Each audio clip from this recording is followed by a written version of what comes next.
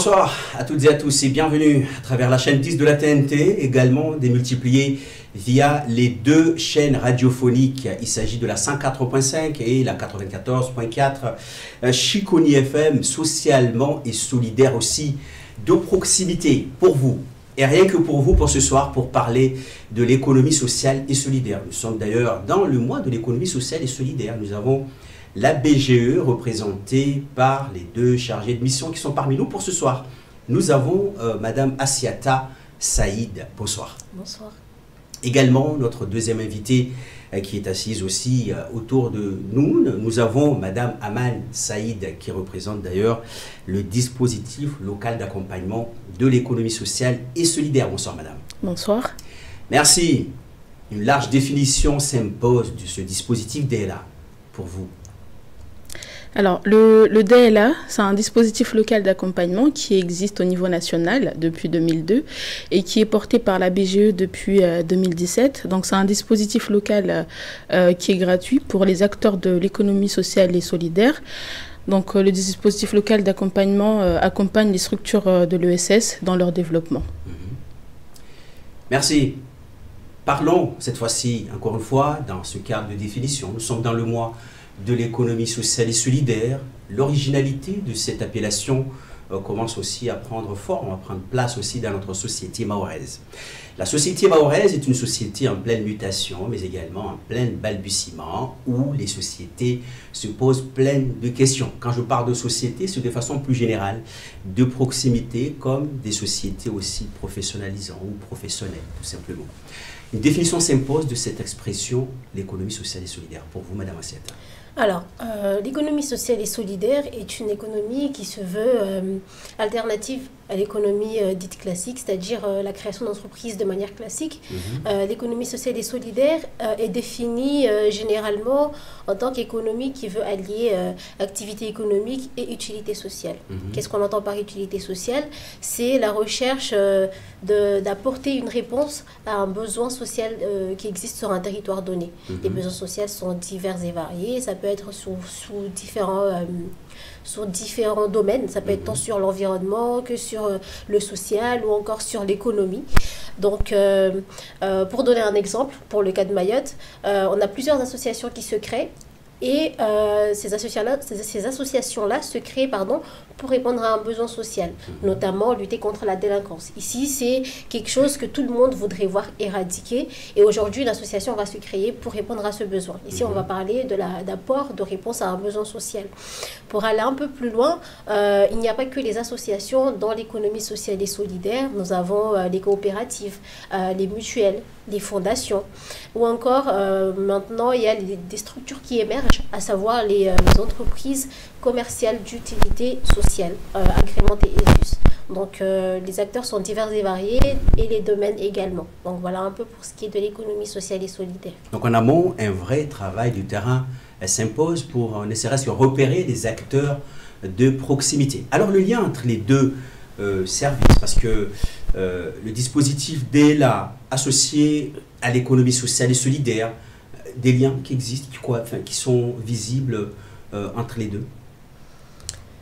Alors, pour ce qui est des liens, le premier lien, ça serait le fait que ce dispositif-là est dédié exclusivement aux structures de l'économie sociale et solidaire.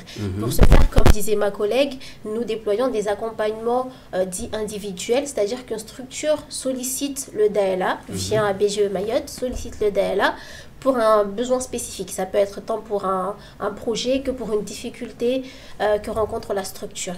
Pour cela, nous allons accompagner la structure de manière individuelle. Lorsqu'on se rend compte qu'il y a plusieurs besoins qui reviennent, aujourd'hui, nous allons essayer de déployer un accompagnement dit plutôt collectif. C'est-à-dire qu'on va réunir toutes les structures qui rencontrent le même besoin afin de mobiliser un expert qui va répondre à ce besoin-là. Nos esprits, d'ailleurs, sont en mode déambulation parce qu'on se pose plein de questions autour de cette définition de l'économie sociale et solidaire. Pourquoi sociale? Tout simplement, parce qu'on veut comprendre. Alors, peut-être que je pourrais compléter sur ce que je disais plus tôt, c'est-à-dire que cette économie-là ne se concentre pas sur la recherche de profit. C'est vraiment une économie qui cherche à mettre l'humain en avant. La réponse à un besoin social est, entre guillemets, le centre de la création d'une structure de l'ESS, par exemple d'une association. Ici, nous n'allons pas rechercher à faire du profit, mais plutôt à être utile à la société. Et le volet solidaire intervient quand?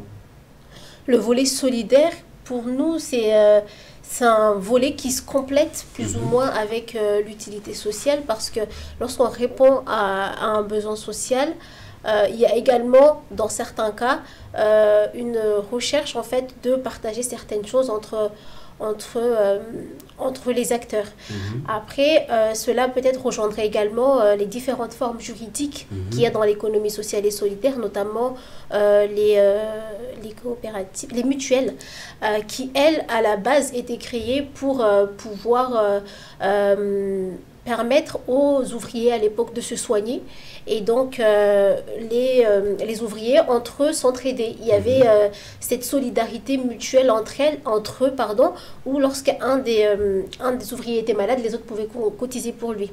Donc, ça réside même, ça renvoie même à l'essence des structures à l'époque qui, aujourd'hui, sont les structures de l'économie sociale et solidaire.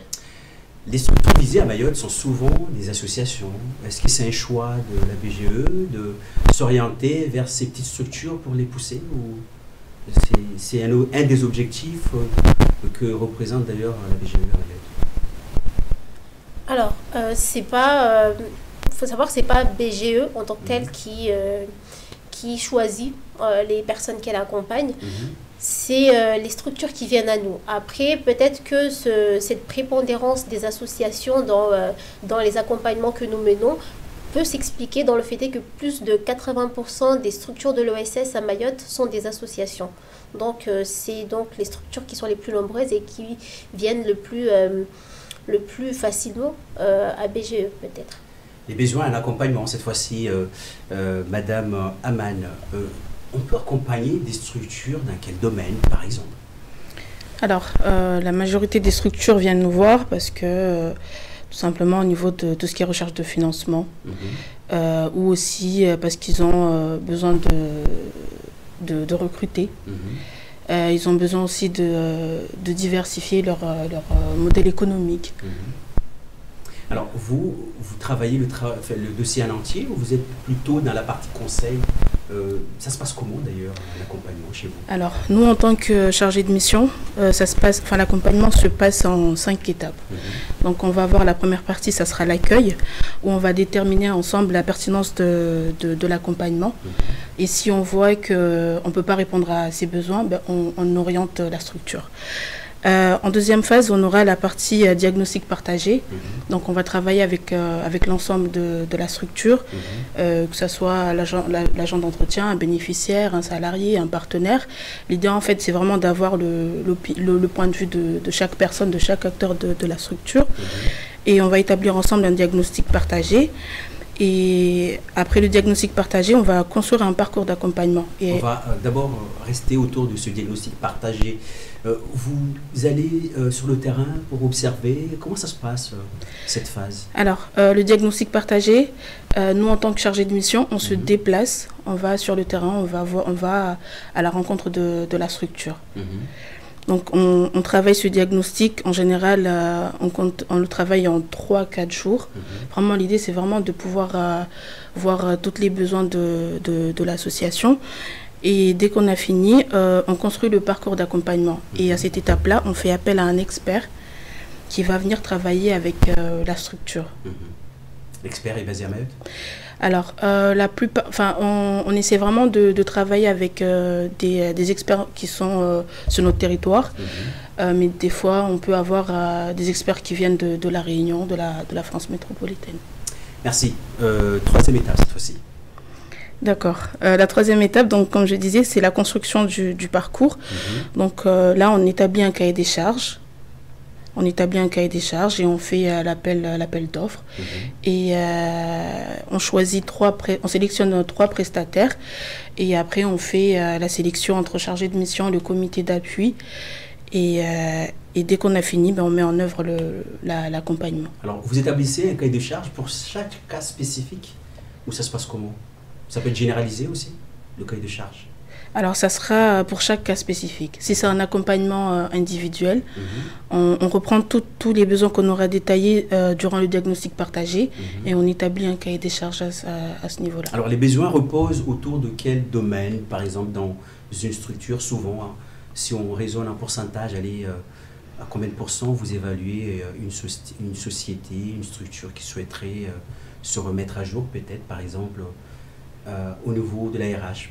Comment ça se passe d'ailleurs? Est-ce que vous arrivez à canaliser, à structurer, à repérer dans une structure donnée un point clé qui pourrait être un point d'appui pour accompagner une structure lambda?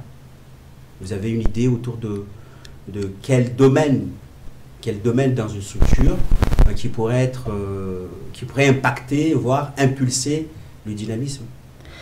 Alors, la plupart du temps, ce sont des besoins qui sont dans tout ce qui est recherche de financement.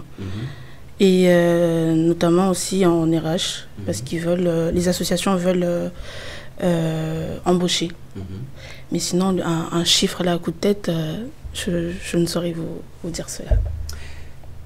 4e étape s'impose. D'accord. Donc là, la 4e étape, c'est la mise en œuvre de l'accompagnement. Donc là, on a sélectionné le prestataire. Le prestataire vient. Donc c'est un travail qui va se faire entre la structure, le prestataire et le chargé de mission. Donc là, la plupart du temps, c'est entre 5 demi-journées. Enfin, ça va vraiment dépendre des besoins de la structure. Mais à cette étape-là, l'expert va travailler avec la structure pour pouvoir répondre aux besoins. Et enfin, la 5e partie serait certainement le grand public qui serait peut-être au courant, serait mis au courant. Alors non, 5e étape, ça sera le suivi. Ça sera un suivi qui va être fait pour évaluer l'accompagnement. L'évaluation se fait publiquement. On rencontre peut-être à la population. À la population. Quel dispositif existe quelque part? Alors, à la population, non. Enfin, lors du suivi, en fait, on va voir avec les personnes qui étaient présentes en début de l'accompagnement pour voir si toutes les problématiques qui ont été identifiées, s'ils ont été résolus et voir s'ils sont autonomes. Alors, je m'oriente vers vous, Madame Assiata. Lors de ces phases de diagnostic, vous intervenez aussi dans l'analyse, par exemple? Alors, lors des phases de diagnostic, Amane et moi, comme elle disait, nous nous rendons dans les structures afin de voir la vraie réalité de la structure en question. Parce qu'au départ, pour la sollicitation du DLA, on a une personne de la structure qui en a entendu parler, qui vient nous solliciter et qui va nous parler d'un problème particulier. Nous, par la suite, l'idée, c'est d'être dans l'essence même de l'économie sociale et solidaire où la gestion d'une structure est participative. Donc, on se rend donc chez la structure en question et on essaye, comme disait Amane, d'échanger avec tous les salariés, pas tous les salariés, mais au moins un salarié de chaque pôle, pour avoir une vue d'ensemble du problème. Peut-être que finalement, on se rendra compte qu'il y a un véritable problème que l'ensemble de l'équipe ressent, que le directeur ne ressent pas forcément. Donc, nous participons soit toutes les deux, soit chacune selon nos disponibilités à l'analyse de ces besoins. Et vous récupérez aussi des entreprises ou des associations en difficulté dans ces phases d'accompagnement aussi? Alors, beaucoup, oui. La majeure partie, ça doit être ça aussi, non? Oui, parce que malheureusement, en fait, c'est un dispositif qui existe depuis 2017, mais beaucoup d'associations ne sont pas au courant de l'existence. Donc là, après, on aura une grande partie qui vont nous voir quand ils sont vraiment en difficulté. Moi, j'en ai connu 2 ou 3 qui étaient déjà en liquidation judiciaire. Et parce que en fait justement ils ne savaient pas que c'était un dispositif qui existait et qu'on aurait très bien pu les accompagner avant d'arriver à cet échec-là. Merci de nous être fidèles. Et tout de suite, on abonde autour d'une action ou des actions parce que nous sommes peut-être en phase terminale, mais on parle de la place du numérique dans les structures de type ESS. Pourquoi une telle interrogation s'impose autour de ces structures, est-ce que ces structures ne sont pas bien équipées? Alors, cet accompagnement-là sur la place du numérique au sein des associations s'inscrit dans le cadre du mois de l'ESS. Il faut savoir que chaque année, ESS France porte la promotion et la valorisation des acteurs de l'ESS lors du mois de novembre. Donc le mois de novembre est également appelé le mois de l'ESS. Dans ce cadre, il y a différentes actions qui sont mises en œuvre. Dans le cadre du DLA, nous menons soit des accompagnements collectifs, encore des conférences, des masterclass sur des domaines spécifiques. Cette année, nous avons commencé avec la réponse aux appels à projets. Et là, pour le lundi 27 novembre, qui est la journée de l'ESS, nous allons tenter de parler du numérique. Votre question était donc pourquoi le numérique, cette année? Alors, c'est une thématique qui revient assez souvent, qui n'est pas des moindres, dans la mesure où le Covid nous a prouvé que nous en avions besoin, nous ne pouvons pas nous en passer. Et aujourd'hui, on se rend compte qu'il y a un réel besoin qui a été identifié auprès des structures de l'ESS. Comment travailler via le numérique? Comment communiquer via le numérique, ou encore comment s'approprier les outils numériques pour ne serait-ce que pour rechercher du financement, parce qu'il y a des plateformes sur lesquelles il faut émarger pour avoir des financements. Donc ces problèmes-là ont été identifiés il y a quelques mois. Et aujourd'hui, pour pouvoir faire bénéficier au grand nombre de structures de l'ESS, nous avons tenu à faire cela sous forme d'un accompagnement collectif, donc sous différentes sous-thématiques. Alors, vous apportez aussi, à travers votre campagne de presse, la terminologie de l'innovation, l'engagement innovant. Pourquoi dans le social? Alors, si je peux me permettre, l'innovation sociale va un peu de pair avec l'économie sociale et solidaire, dans la mesure où l'innovation sociale veut également être une forme d'engagement qui apporte une réelle réponse à un besoin social qui existe, comme l'économie sociale et solidaire. Mais cette fois-ci, on part vraiment dans une dynamique d'être innovant et surtout d'inclure l'acteur qui va bénéficier du service dans la réponse en question. Donc ici, l'idée dans ce que nous proposons le 27, c'est de partir vraiment dans des ateliers d'échange, être dans une dynamique en fait participative où les personnes vont être acteurs. Voilà, merci. Vont être acteurs des réponses qui leur seront proposées. C'est pas ces personnes qui vont intervenir là ne vont pas être dans une dynamique descendante où ils vont parler et les acteurs qui seront conviés feront qu'écouter. Alors vous êtes vraiment généreux, voire généreuse, parce qu'à travers cette campagne de presse, vous mettez aussi l'accent autour d'une approche co-créative qui permettrait à tout un ensemble d'intégrer un écosystème de l'économie sociale et solidaire. Est-ce un choix pour cette année? Intégrer dans l'écosystème tout un ensemble, peut-être on prend des exemples d'associations qui auraient besoin peut-être de se perfectionner dans le numérique, et vous intégrez tout ce beau monde pour bénéficier aussi de cette phase d'innovation dans ces services. Ça permettrait peut-être d'impulser aussi les bonnes pratiques dans nos associations. Effectivement, alors nous avons voulu inclure le plus grand nombre dans la mesure où cette journée peut ouvrir de nombreuses portes, parce qu'il y aura également des partenaires. Il y aura à la fois les experts qui vont échanger, mais également les partenaires qui soutiennent le DLA qui seront là, des partenaires techniques et financiers. Et là, l'idée, c'est vraiment de permettre à chaque acteur de pouvoir se créer un réseau à l'issue de cette journée.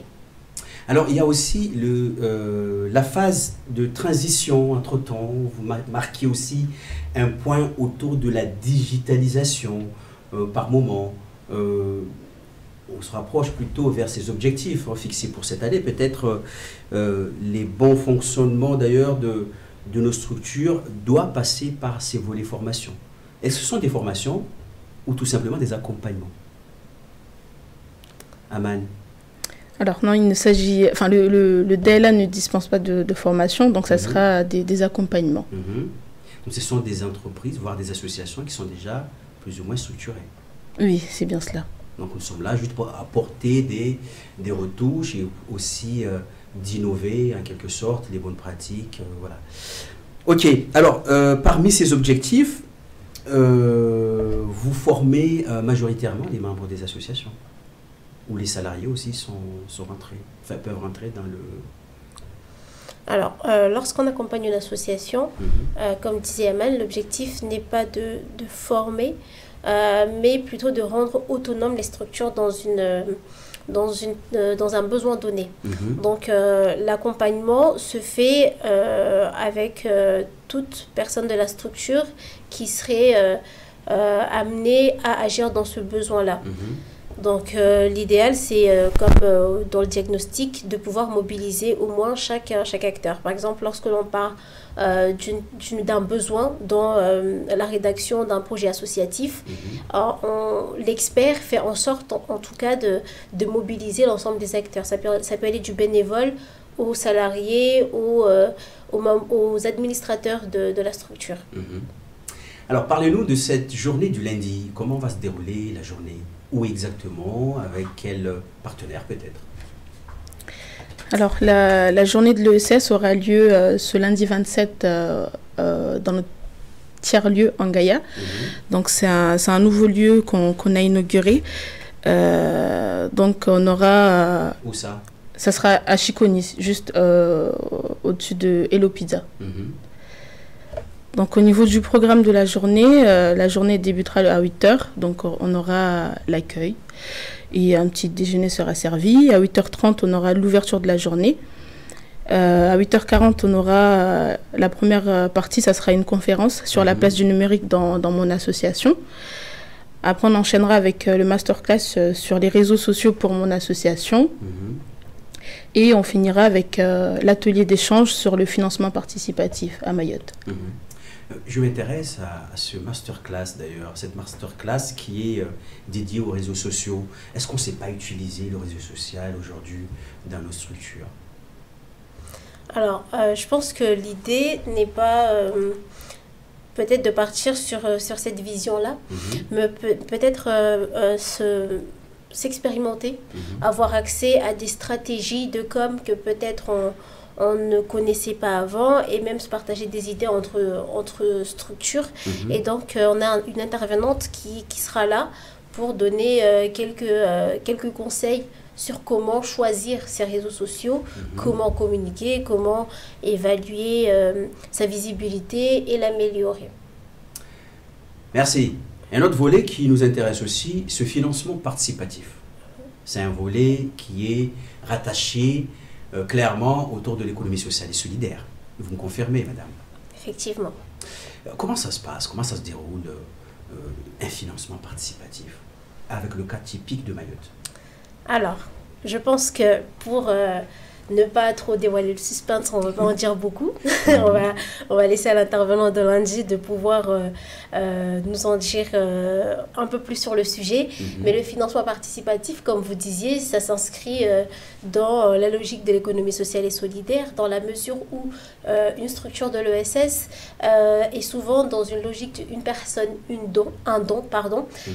personne, une voix. Et donc, avec les adhésions, ne serait-ce qu'avec les adhésions, on a un financement qui vient de l'ensemble des personnes qui sont dans la structure. Après, ici, l'idée, ça serait vraiment de voir plus large, d'atteindre un plus grand nombre de personnes et qui partagent les mêmes valeurs que la structure et qui pourraient être des potentiels donateurs, entre guillemets. Alors, vous parlez de personnes morales ou physiques? Ça peut être tant des personnes morales que physiques. On parle aussi des actionnaires aussi, non? Des actionnaires, je pense que on ne va pas trop s'avancer sur le sujet, on va laisser le suspense pour lundi afin qu'on puisse découvrir tout ça avec notre expert. Merci. Alors, l'avenir de l'économie sociale et solidaire à Mayotte, pourrait-on déjà amorcer et puis partir plus loin, voir ce qui pourrait se faire d'ici et demain pour conscientiser, voire rassurer cette jeunesse qui peut-être se réoriente vers l'économie sociale et solidaire, peut-être? Alors, je pense qu'il y a des secteurs qui sont porteurs à Mayotte et qui pourraient être susceptibles de s'inscrire dans l'économie sociale et solidaire, notamment l'agriculture.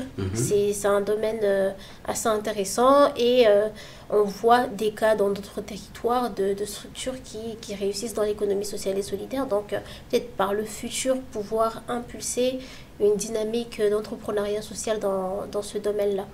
Après, pourquoi pas, comme vous le dites, il y a des jeunes qui s'intéressent de plus en plus au domaine. Pourquoi pas développer des formations envers ces jeunes-là afin qu'ils puissent se former, parce que l'économie sociale et solidaire à Mayotte, certes, est très présente, très ancrée, mais reste très peu connue, notamment des jeunes. On en rencontre souvent lorsqu'on demande ce qu'est l'économie sociale et solidaire. C'est très difficile pour eux de pouvoir nous définir ce que c'est, voire même ils ne connaissent pas du tout. Donc je pense que l'idéal, ça serait d'avoir un campus économie sociale et solidaire. Je vois peut-être plus loin, mais voir des formations qui puissent amener nos jeunes à se perfectionner dans le domaine. Alors, comment devenir une structure à typologie ESS? Alors, les structures de l'ESS sont définies par la loi de juillet 2014, qui veut que les structures de l'ESS aient des formes juridiques telles que les coopératives sociales, les mutuelles, les fondations, ou encore aujourd'hui, comme je disais tout à l'heure, les entreprises commerciales agrémentées ESUS. Après, qu'est-ce que je pourrais rajouter? Donc, dans cette phase-là, on a donc les structures de l'économie dite classique qui peuvent se réorienter pour devenir structure de l'ESS si elles le souhaitent via cet agrément ESUS. Mais il faut répondre à certains critères. Merci. On verra peut-être lors de cette journée du 27 novembre les différents critères pour devenir tout simplement une entreprise de l'économie sociale et solidaire. D'ailleurs, la fatigue commence aussi à nous dominer ce soir à Chiconi FM. Mais bon, on est là aussi pour porter plus haut l'économie de Mayotte. Quelques mots aussi autour de DELA, des dispositifs qui vont peut-être naître dans Mayotte aussi, similaires. Peut-être la BGE est aussi un mode de reconversion pour démultiplier, voire multiplier les structures au centre, aussi au sud, etc. Non? Alors, dans la catégorie dans l'économie sociale et solidaire, BGE, au-delà de porter le dispositif local d'accompagnement, porte également un tiers-lieu qui est basé à Chiconi, qui a un lieu dédié aux structures de l'ESS, qui a différents services, notamment la location de salles, un espace de coworking, ou encore, dans la thématique de la journée de l'ESS, un espace numérique pour lutter contre la fracture numérique. Donc voilà pour les projets entamés. Peut-être que par la suite, on aura d'autres tiers-lieux un peu partout dans Mayotte, mais pour l'instant, on est à Chiconi, avec dans le tiers-lieu Angaya. Et c'est dans ce tiers-lieu que nous accueillons le public lundi 27 pour la journée de l'ESS. Combien d'accompagnements par an, en moyenne, assurés par le DLA? Par le DLA. Alors, si je ne me trompe pas, je pense qu'on est sur 20 accompagnements par an. Oui. 20 accompagnements par an, 20 accompagnements individuels. D'accord, c'est déjà pas mal pour un début, parce que peut-être la prise de conscience n'est pas encore actée autour de nous. Chiconi FM peut-être pourrait être aussi un jour une des structures type économie sociale et solidaire et qui pourrait être aussi accompagnée, voire aussi suivie par le DLA. Merci de nous être fidèles. Merci aussi à l'ensemble de nos invités, d'ailleurs, qui sont parmi nous pour ce soir. Vous n'étiez pas stressés? C'était pas trop complexe pour vous? Parce qu'on parle de l'économie sociale et solidaire. On a l'impression d'être toujours autour de ce mot. On n'arrive même pas à définir d'ailleurs ce mot parce que tellement il y a une sorte de... Allez, il y a une sorte de quoi déjà? De vulgarisation de mots autour de cette appellation.